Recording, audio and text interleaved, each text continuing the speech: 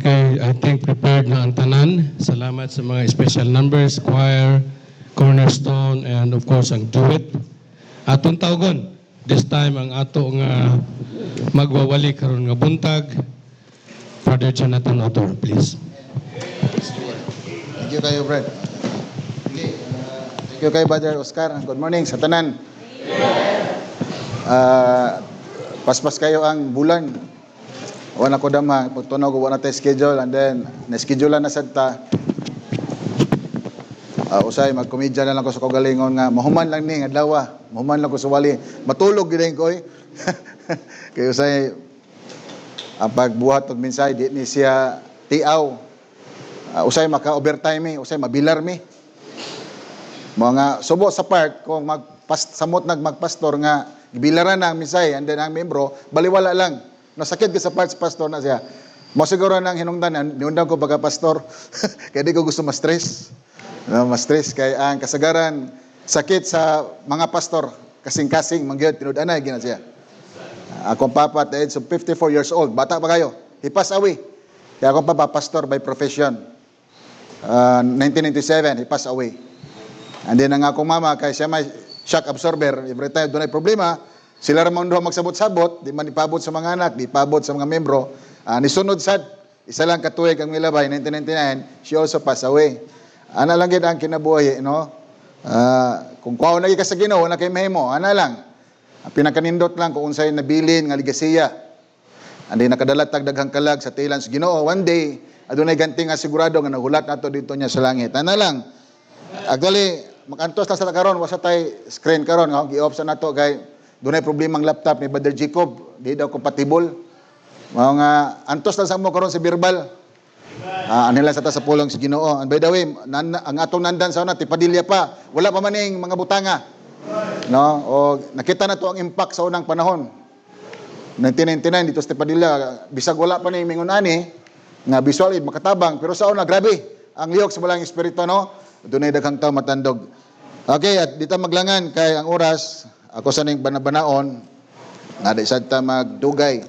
Ay mga kabalaka, undang ta siguro mga 11:30. Dito sa 2 Chronicles chapter 20. Usa ni sa mga milagro nga istorya dunay gira dinhi sa chapter 20 sa 2 Chronicles under sa pamunuan ni King Jehoshaphat.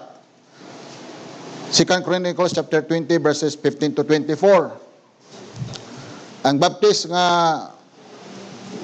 panimbahon dili kung si tawag nato ani kanagaling kulang kung why preaching sa word of God. Ang baptist di ni siya sama sa tong nandan sa una nga manimba lingkod lang and then uli dili anang baptist. Ang baptist aduna gyud mabalon nga pulong sa Ginoo ang members. 2 Chronicles chapter 20 verses 15 to 24. 15 to 24. Amen. Si amen kung naana. Amen. Sige, dito sa verses 15 to 24. Verse 15, responsibility reading. The Bible says, in the book of 2 Chronicles chapter 20 verse 15, and he said, balik tagamay no sa ubos sa verse 14 bago 15. Then upon Jahaziel, the son of Zechariah, the son of Benaiah, the son of Jisiel, the son of Metaniah, a Levite of the sons of Asaph, came the Spirit of the Lord in the midst of the congregation. And he said, hearken ye, all Judah, and the inhabitants of Jerusalem, and thou King Jehoshaphat, thus saith the Lord unto you, be not afraid, for his name recognition of this great multitude, for the battle is not yours, but God's. Amen. Klaro kayo, no? Adunay girang pildihonon sila, pero adunay propeta, no? Nga pangalan si Jahaziel. Kuha na siya. Usa ni siya ka Levite, and then ingon pa sa Bible ang iyang background, usa ni siya ka musician. Okay? Dunay gianda ang Ginoo ani nga mensahe. Tomorrow go ye down, ingon pa niya, against them, behold, Ang ilang mga kontra, they come up by the cliff of Ziz. Dunay sakahon. Ang ilang mga kontra, musaka. And you shall find them at the end of the brook, before the wilderness of Jeruel.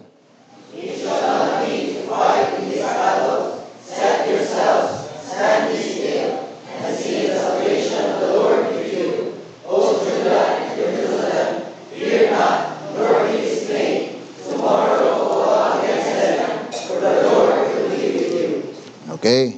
And Jehoshaphat bowed his head with his face to the ground. And all Judah and the inhabitants of Jerusalem fell before the Lord, worshiping the Lord.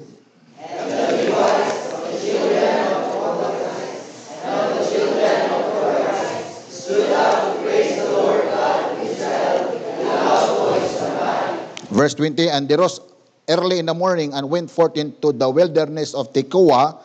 And as they went forth, Jehoshaphat stood and said, Hear me, O Judah, and ye inhabitants of Jerusalem, believe in the Lord your God, so shall ye be established. Believe his prophets, so shall ye prosper.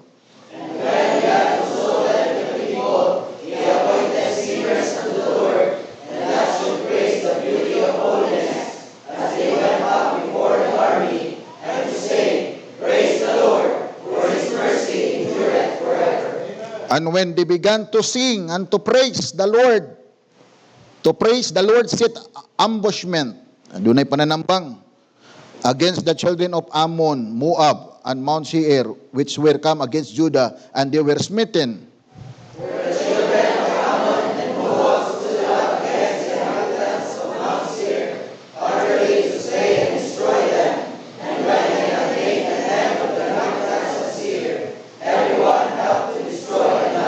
Verse 25, atong dunganan sa pagbasa, dungan ta, begin, and when Judah came toward the watchtower in the wilderness, they looked unto the multitudes, and behold, they were dead bodies fallen to the earth, and none escaped. Okay, may the Lord bless the reading of His Word.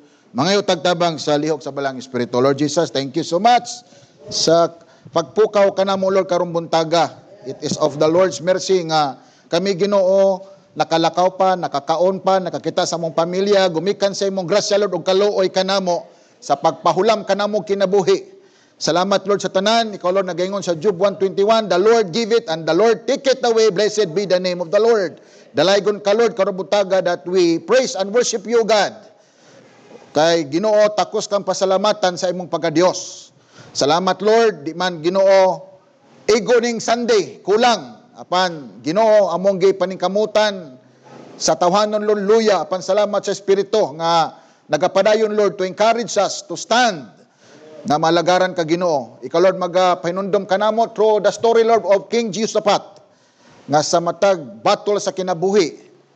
Adunay midaghang giatubang karon sa mong panahon, apan kini nga gira adunay Ginoo nga gira usab nga mulaban, mo back up, mo padayon suporta kanamo. Ang tanan among gipasalamatan ni Jesus name we pray. Amen and amen. Give blessed be seated. Ingon Padre sa verse 21, and when he had consulted with the people, he appointed singers unto the Lord. Dunay mga ngawit, mga musician, and that shall praise the beauty of holiness as they went out before the army, and to say, praise the Lord, for his mercy endureth forever.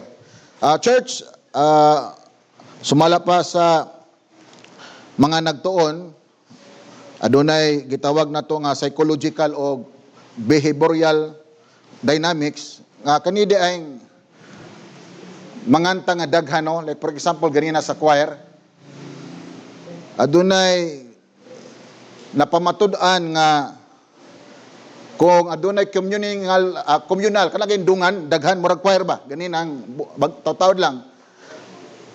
Adunay nakit-an sa mga nagton nga adunay na day siya pag synchronize sa pitik sa imong kasing-kasing, murag musabay siya ba. And then iyang i-elevates ang imong mood, murag iyang ipataason.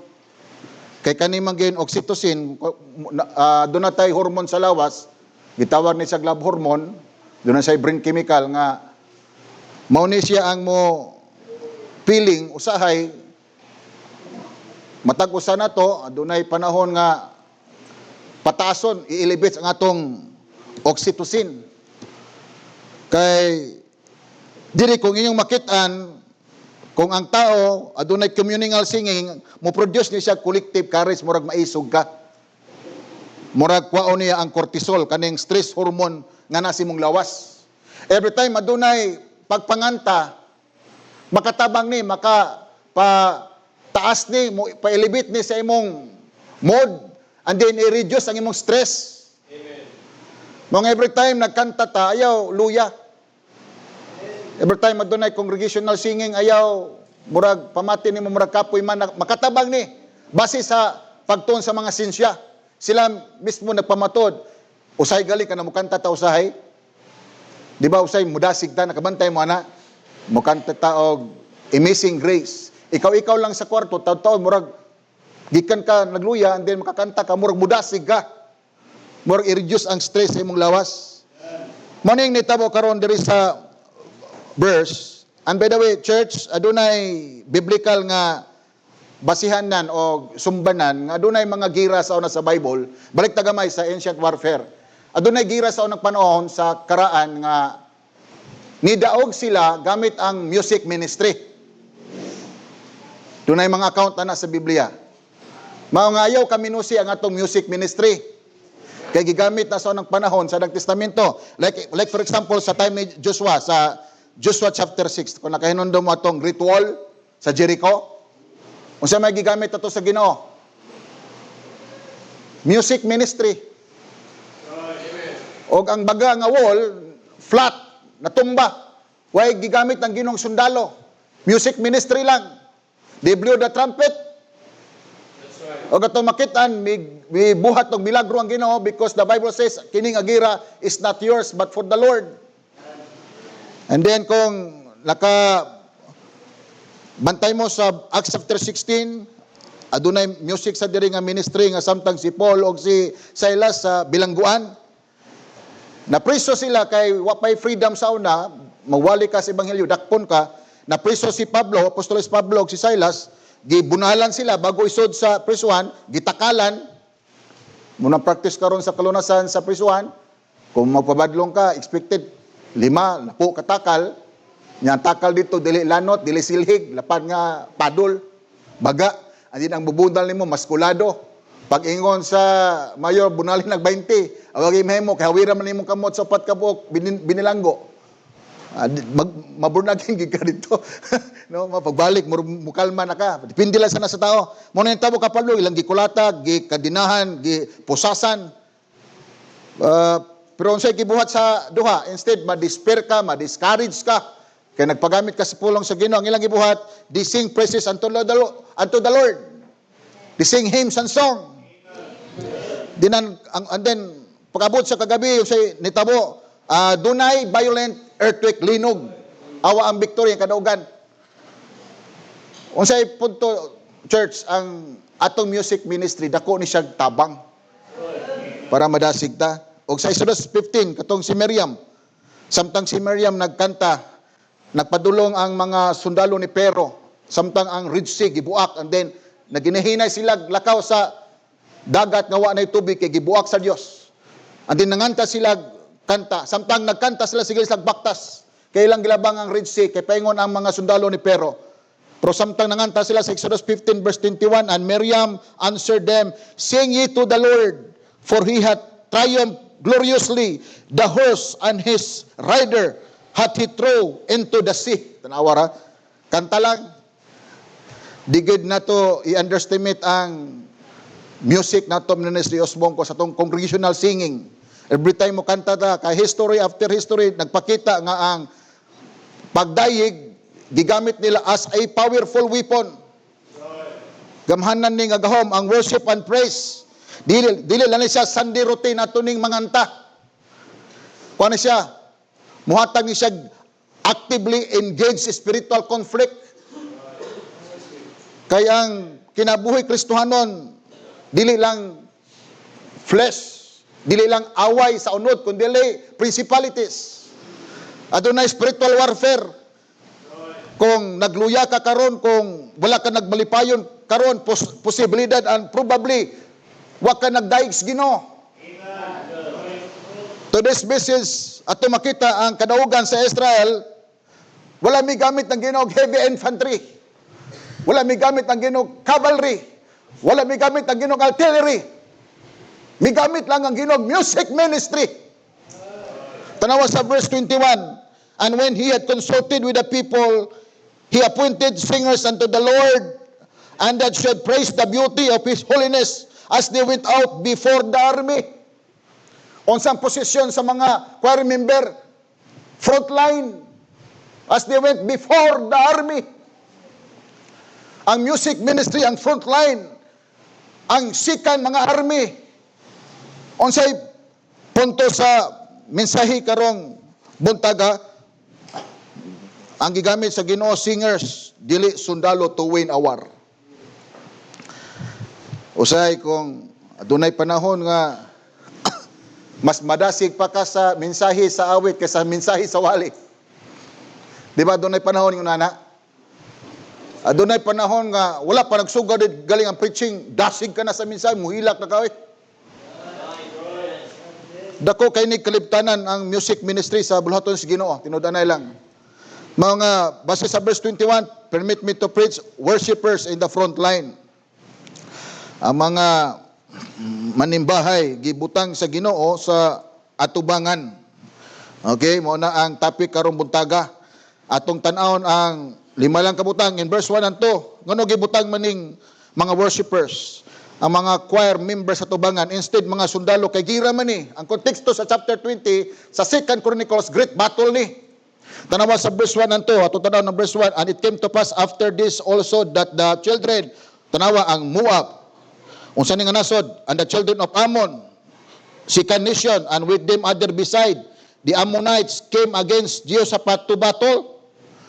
3 nation, 3 armies, versus 1 tiny. Nga Israel, no chance for survival. This time, no chance for survival. They were surrounded by the Ammonites, Moabites, and the Meunites. Nakita ninyo ang ideya sa gira kung atong gamay lang hatagag view. Tanawa sa verse 2, say hinungdan, then there came some that told Jehoshaphat, saying, there cometh a great multitude against thee from beyond the sea of beside Syria, and behold, they be in Hasasun Tamar, which is in Gidi. Ang resulta, Jehoshaphat feared. Tanawa resulta, hari siya, nahadlok siya. Number 1, atong makita ang depenetrating force.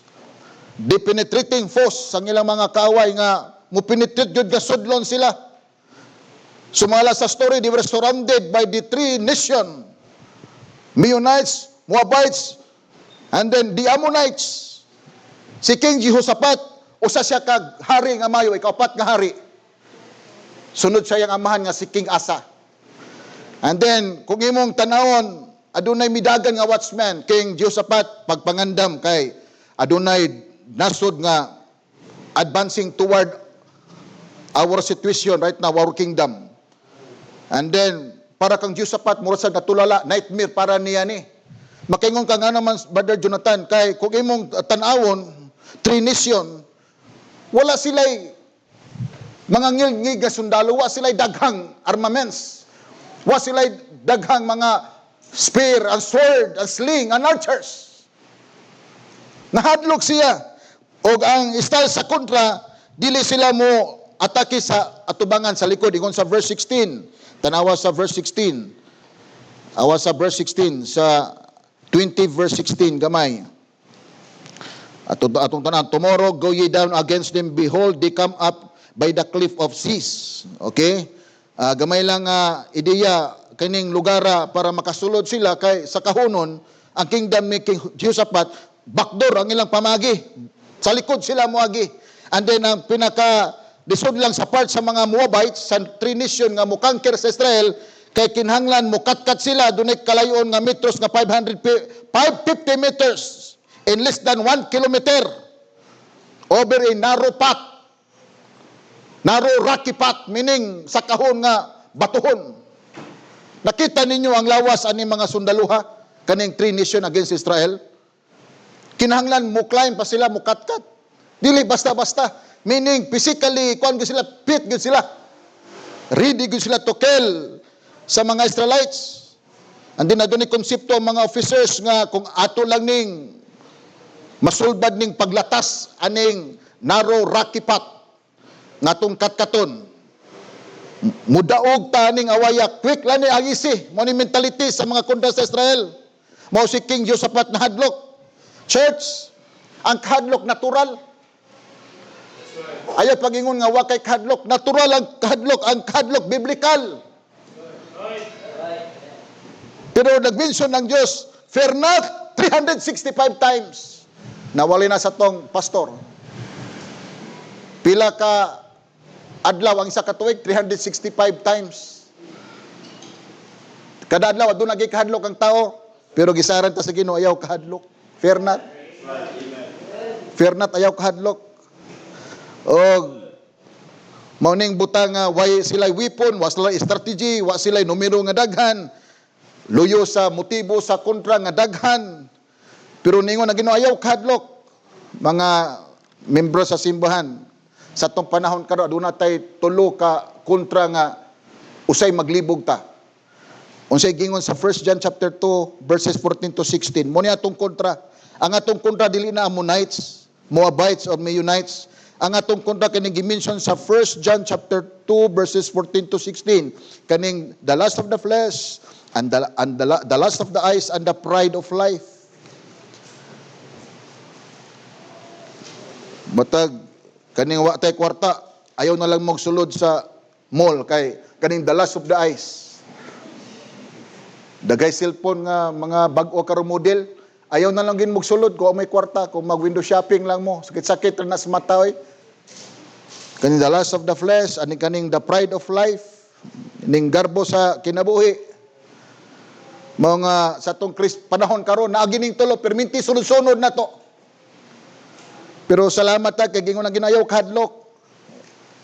Church, ayaw kahadlok. Ang atong opposition kada adlaw grabe. Kani nga atong ministry nga nagpusot-pusot. Abot kasi nakahinundam sa mga men nga pag magsimposyum ta, gitunga ang atong grupo. Wala pa no?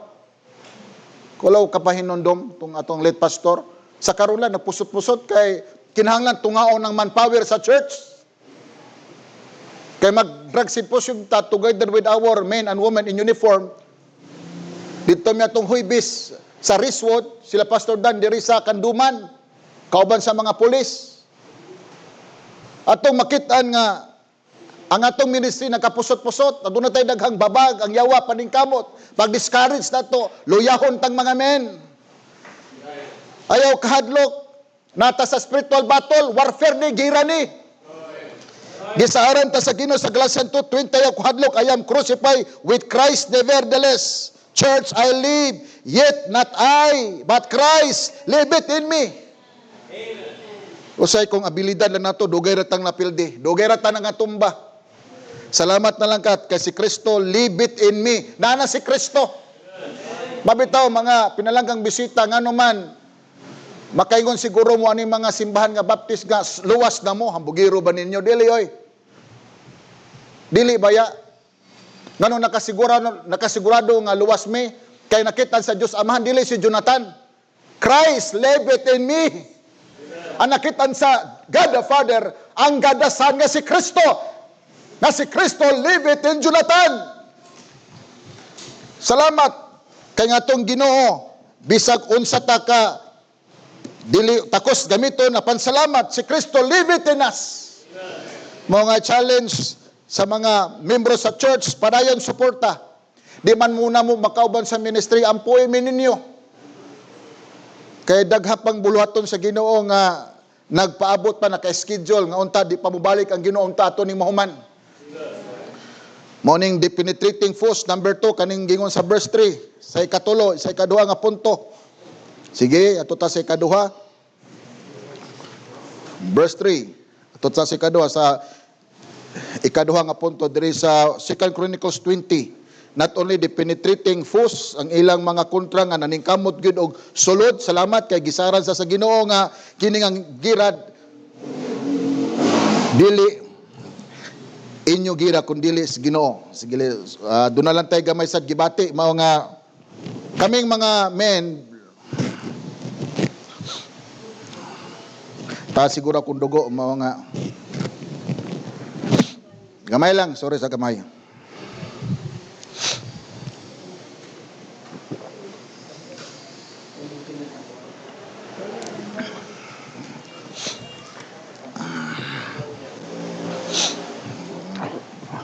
Gamay lang kay wa ko kabantay nga lain natong paminaw. Kaya naman ako tambal. Mao na yung usahay, mabilata. Masalamat lang kay bisag ingunan niya itong lawas, paggamit as Ginoo. Kayo usahay, di lang sa tagusto makritisanta nga, milikay ta sa itong schedule. Actually, kaning mga min sa simbahan, nagkasakit sa mi, kay nakaedad lagi. Pero loyo niya na magpagamit as Ginoo. Nakinondom lang ko ni pastor nga mas mayo kung kuhaon man ta sa Ginoo nga nata sa likod sa pulpito. Ana lang. Mana lagi nang kinabuhi. Wala man sa Ginoo ko gibati, wala ko kabantay nga dunay problema. Bikan na lagi 50 na ta edad. Di malikayan. Mukalma na kita ni. Direta sa number 2. Suri lang gamay church ha. Sa verse 3, direta, nakain mo naman ko. Ingon diri sa verse 3, and set himself to seek the Lord. Ato makita ang the precise focus. Kani galing set himself to seek the Lord. Ang naa sa hunahuna ni King Josaphat, walay lain, Ginoo. Dili last resort ni King Josaphat ang laing butang, ang kangingig siyang sundalo. His last resort is God. Church, gikapoy ka na ba? Kung gikapoy na ka, kay nangalagad ka sa Ginoo, normal ra na siya. Normal ra gina. Wala na napasabot nga mahina ka. Napasabot lang nga tao lang ta. Ano lang, tao ra ta. Mga kay sa Bible adunay daghang mga alagad sa Ginoo gikapoy, si Elijah, si Moses, si David, ang mga apostoles. Pero ang nindot lang, wala miundang ang istorya diha. Nagpahulay lang sila. Rest is not quitting. Ang pagpahulay, dili na siya quitting. Rest is recharging so you can continue. Para makapadayon ka. Tanawa sa Jeremiah 20 verse 9. Then I said, I will not make mention in Jeremiah 20 verse 9. And I will not mention of him, nor speak anymore in his name. But his word was in mine heart as a burning fire shut up in my bones. And I was weary with forbearing, and I could not stay. Ingon sa Proverbs 24:16, for a just man falleth 7 times, and riseth up again. Muna yung pinakanindot ni King Jehoshaphat, kaya ingon siya, and set himself. Unsay meaning aning, and set himself, meaning, he runs straight to God. Church, he runs straight to God. Kung doon na may mga problema kasubanan, run straight to God. Dagan, diretso sa Ginoo. Muna King Jehoshaphat, 3 nations against 1 tiny kingdom. Ang nasa huna-huna ni King Jehoshaphat, Ginoo dayon. His first thoughts is God. Dili, last resort ang Dios. Kaya nga diri sa Proverbs 4:25, let those eyes look right on, and let thine eyelids look straight before thee. Morning, eksakto nga focus, Ginoo. Kung nga doon na may gitan-aw nimo murag na makabugnaw ka, focus sa Dios. Ana lang. Pila na ta katuig? 39 years ang atong simbahan. Daghay mga babagi padalang yawa. Focus, Ginoo. Ana lang. Precise. Eksakto nga focus, Ginoo. Bisag daghay mga problema, i-focus lang ang mata sa Dios. That's already penetrating force, the precise focus in verse 4. Ato tasay ka duha. Sige. Ato pamilya kay murag salamat ko kay nagunahuna sa day mo nga doon ako di na kulab ninyo ba. Salamat kayo kay usay di ta kabantay ba nga lain natong lawas. Ang ako lang diri behind the pulpit, wa mo koy gibati. I'm just preaching the word of God. Di wa ko kabantay, paglingin ako nalay gamay nga dugo. Siguro taas lang gid siguro atong dugo in spite nag-inom ako ginagtambal. Ayaw kadlok. Kay kami mga kaning luwas na ta, absent from this body is to praise you with the Lord. Although daghang pa ministry diri magpagamit pagikos Ginoo. Pero pahulay ra ni siya.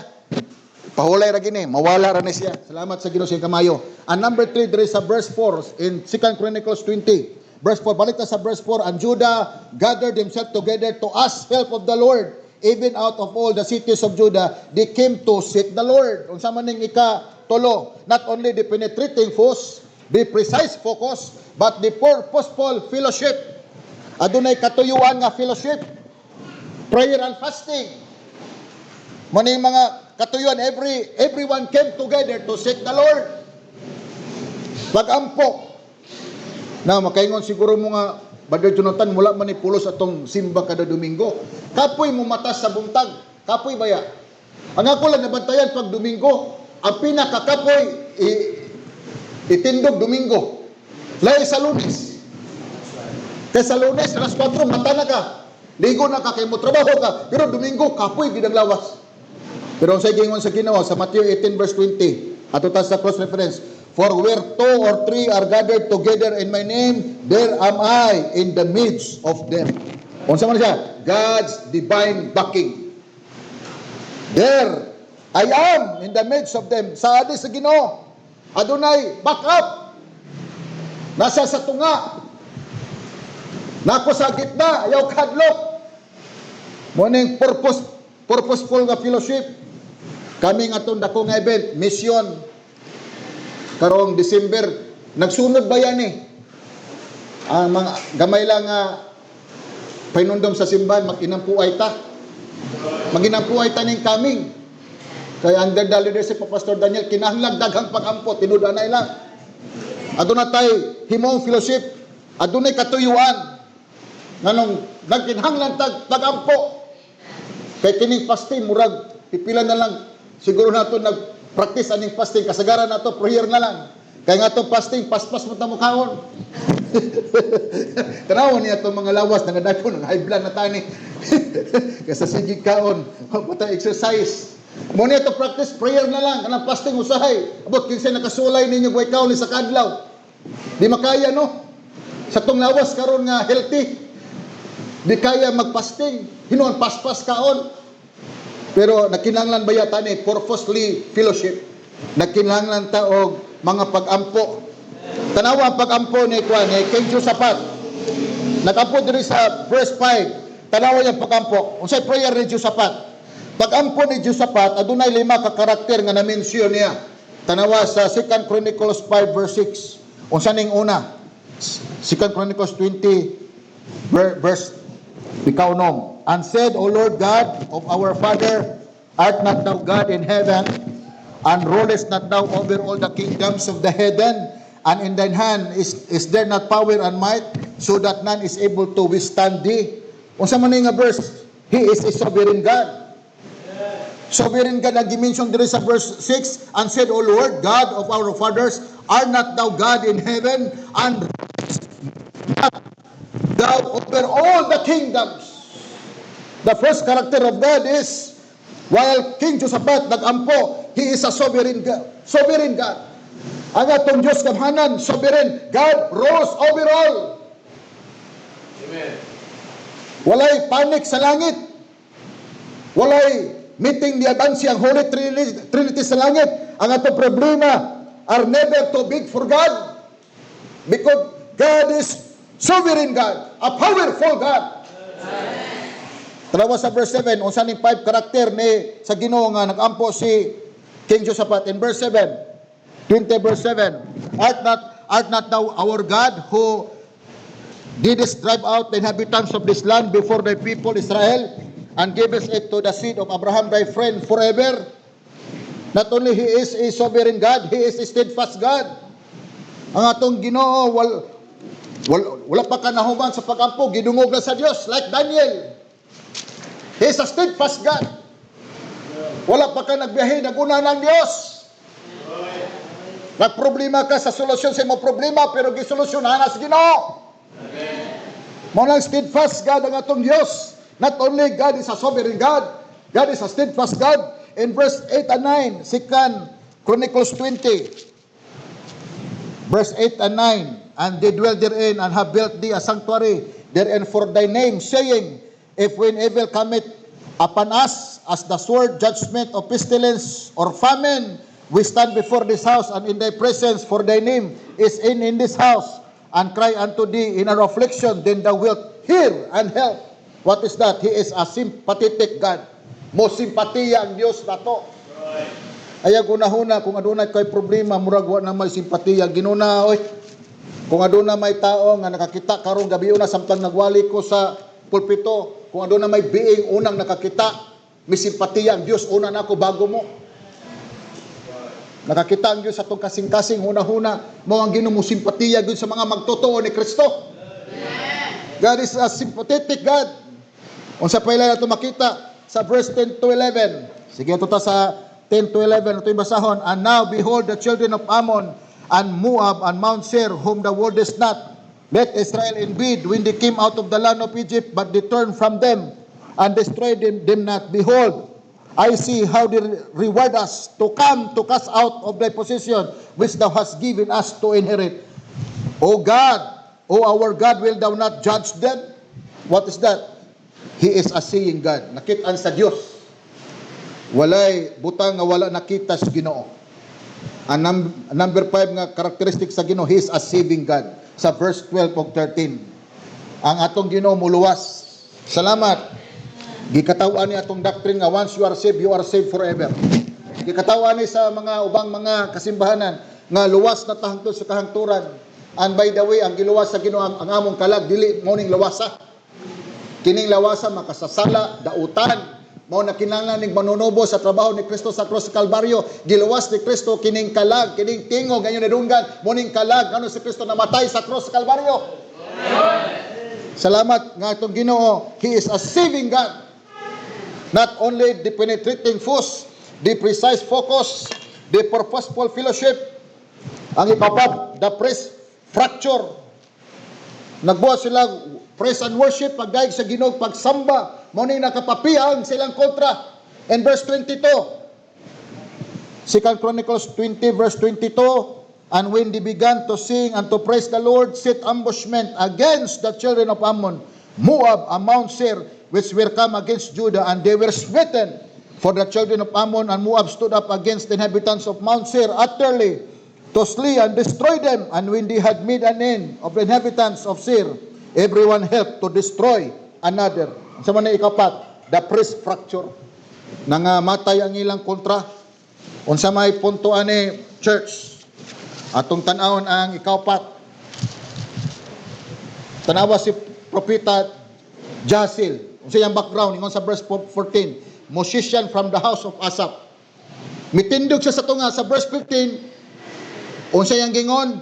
Ingon pa sa verse 14 bago sa verse 15 samtang nagtindog si prophet Jasil, came the spirit of the Lord. Tanawang espiritu sa Ginoo.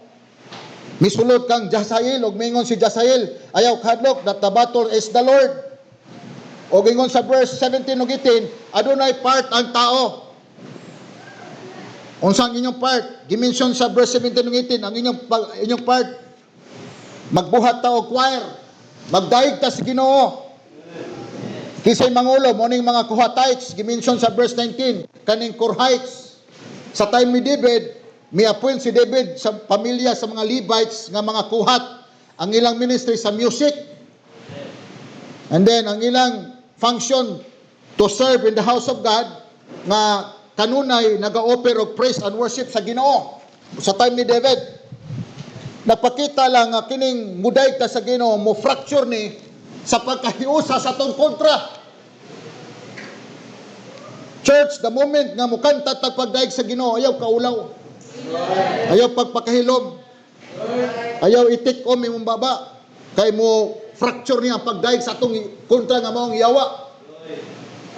Dita ngay madlo kay ngon si Ephesians 6:12, for we wrestle not against flesh and blood, but against principalities, against powers, against rulers of the darkness of this world, against spiritual wickedness in high places. Kay kaning pagdaig mura ni siya warfare against Satan and his devils. Ingon pa si Ephesians 5:19, speaking to yourselves in psalms and hymns and spiritual songs, singing and making melody in your heart to the Lord. Again, mga nga, every time mo kanta ta, unta, 39 na katuig noon ta mausab atong kanta ang dasig ta kanunay. Kay natay problema sa balay pag sudi mo balian na sa Ginoo. Allergic ang yawa kung muday ta sa Dios. Di gina ganahan ang yawag dahil ko na itong Ginoo. Allergic gid siya, mudagan gid siya na. Mao na the priest fracture last but not least sa verse 22 ato tan-awon sa verse 22 kaning word nga last siya and then ato makit-an nga humanila kanta sa verse 21 praise the Lord mo nilang gikanta for his mercy unsay gingon endure it what forever. Okay. And then unsay nahitabo ingon diri sa verse 24 tanaw 4 ang gibuhat diri sa Ginoo balik na gamay verse word na and the Lord set ambushment. Oh, kini nga word sa verse asa makita verse gikan sa 22. And when they began to sing and to praise the Lord, sing and to praise the Lord set ambushment. May problema diri gamay kay adunay mga butang nga atong bantayanan salamat ta sa comparing scripture with scripture. Ang last kaning the prevailing faith ang midaog nilang pagtuos Ginoo. Kining word kay adunay daghang scholar nga pagsabot nila aning the Lord set ambushment. Ang ilang nasabtan ani nga nagpadala da kuno Ginoo og sadin nga supernatural agents or holy angels to slay them. Mo nila pagsabot. Nalimtan nila nga gitubag ang problema sa verse 23 ug 24. Mo ning tubag. Nakita ninyo nga nagunay sila nagdinunggabay ang Ammonites ug ang Moabites nag-usa against sa Meunites, ilang gipatay Meunites. And then paghuman ang Moabites ug Ammonites, mo na sila nag-away ug nangamatay silang tanan. Kaning word nga the Lord set ambushment. Unsa may pasabot ani? Unsay exact nature? Unsa gi eksaktong nature ani kaning word nga the Lord set ambushment? Sige, dito sa comparing scripture with scripture. Similar ni nga pattern na itabo sa Judges 7.22. Ablita gamay sa Judges 7.22. Moning similar, pareho. Na mga parehong itabo sa unang nga gira nga nagdinunggabay, nagunay. Tanawa sa Judges 7.22. Every man's word against his fellow. Kanalang nga word. Take note, similar ni nga pattern na itabo. Kaning the Lord set ambushment sa Judges 7.22. Naginunayay sila.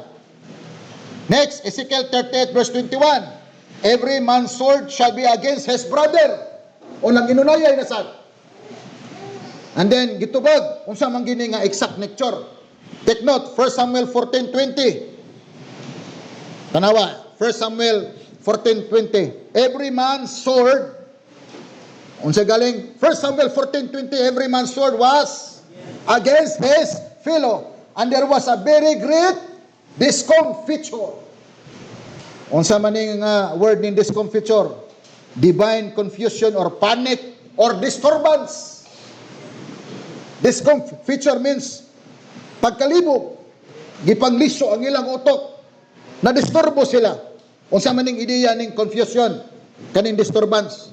Dimension sa 1 Samuel 14. Tanawon na to, unsa ning disturbo? First, maning exact nature. 1 Samuel 14. Sige, abrita. 1 Samuel 14, 15 ug 16. Kaning the word ato ta sa 1 Samuel gamay. Sige. Kaning the word 1 Samuel 14 verses 14 to 15. Kaning word nga ablita gamay. Sige. 1 Samuel 14 gamay lang ka atong Bible no medyo pilit. Sige, 1 Samuel 14 verse 14. Sige. Pagamay. 1 Samuel 14. Gamay lang ha. Talasan ning kanon. 1 Samuel 14 verses 14 to 15. Okay. And that first slaughter which Jonathan and his armor bearer made was about 20 men within as it were an half hectare of land which a yoke of oxen might plow, and there was trembling in the host, in the field, and among all the people, the garrison and the spoilers, they also trembled, and the earth quaked. So it was a very great trembling. And the watchmen of Saul and Gibeah of Benjamin looked, and behold, the multitude melted away, and they went on beating down one another. Unang inunaya sila. Unsa may diya ning the Lord ambushment. Ang exact nature niya, doon na di ay kalabutan linog. Earthquake. Adunay kalabutan linog nga mo hinungdan sa ilang pagkalibog, pagkadisturbo, pagkapanik, gumikan sa gipadalag linog sa Dios. Mga church, nag-inunayay silang tulo ka mga armies, tulo ka nasod, o gingon sa istorya, tulo ka adlaw, samtang nangamatay silang tanan, sigig hipos ang mga Israelites silang mga gamit, shield, espada, unsa ilang makuha, for 3 days. Nagpakita lamang nga lahigid ang gahom kung kitang tanan naghayusa para daygo ng Ginoo. No? Mabitaw na nga salamat kay bisag gamay lang ta kung kitang tanan kinabangay, dunay magampo, dunay mutabang sa financial. Praise the Lord. Sama ra ni sa ilustrasyon ba nga kini nga posporo, nagamit na ni siya pero ako lang gamiton gamay. Kining posporo dunay 32 ka palito. No gamay lang pagsira sa akong mensahe gamit ning posporo. 32 ni kapalito. Ang posporo dunay 32 ka palito, kining 32 ka palito mo ning mga membro o naay pastor. Pwede ni church, kining ulo ikaw, pwede ni si Badan, pwede si Nonoy, pwede ako, pwede si Brother Oscar. O kining kahon mo na itong simbahan. O kining kiskisanan mo na itong Ginoo. Ang palito, walay pulos kung wala ang kahon. O ang kahon, walay pulos kung wala ang palito o wala ang sitsihanan. Unsay punto, church? Kung membro ka sa simbahan, kung ikaw ning palito, mas aduna kay silbi kung palito ka nga ginasindig para gamiton.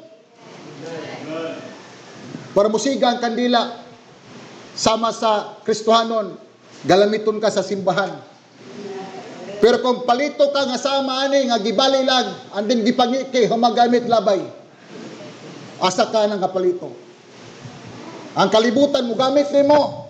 Pangiki lang ka sa kalibutan, pagkahuman ilabay ka sa kalibutan, lahi ning magpagamit sa buluhaton sa Dios. Kaya nimo gibuhat diri sa yuta, abot sa langit, gantihan ka sa Ginoo. Church, very simple message for us. Nga lahi gyud kung magtinabangay tanan. Lain magampo, lain ang manpower pagbuhat sa buluhaton sa Dios, lain sa tumutabang sa buluhaton para mugaan ang buluhaton sa Ginoo. Let's pray. Lord Jesus, thank you so much sa short, Lord, nga message. Thank you, Lord, for sustaining my flesh. Thank you, Lord, sa imong grasya. It's of the Lord's mercy that we are not consumed, because His compassions fail not. They are new every morning.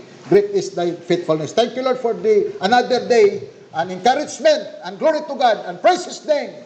Natong Ginoo gamhanan og takos dalaygon. Ang tanan namong gipasalamatan, in Jesus' name I pray. Amen. And good morning sa tanan.